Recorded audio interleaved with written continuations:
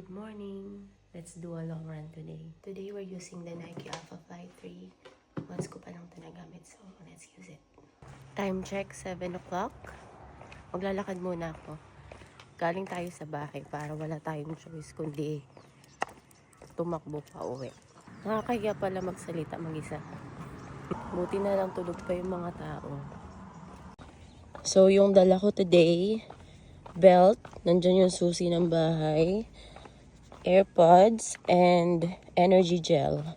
So, yung goal is maka 16K today, 9K na run, and then park run, 5K, at 8 o'clock today, and then run ulit pa uwi. Okay, naka-ready na yung GPS. Okay, let's start! 1K, 3K, 6K, 8.4K pa lang. Pero mag-start na yung park run, so let's go.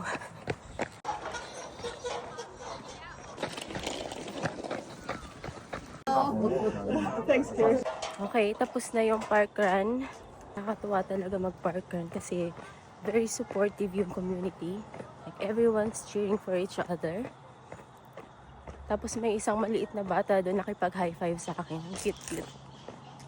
Naka 13.7 kilometers na ako, so tatakbo na ako pa uwi kasi may tennis practice pa yung kids. Let's go! 15.6 kilometers! Unti na lang! Di ko alam kung tama yung mga decision ko sa buhay. May pasok pa ako mamaya. Afternoon shift. 16 kilometers! Dito na ako sa bahay. Sakto. Konti na lang, half marathon na. Christmas pa sa amin. Kuya! You ready for tennis? Yeah. Cassie! Good morning, baby! Longest run. Ready for tennis? Yeah.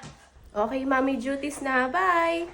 With just one touch, I could be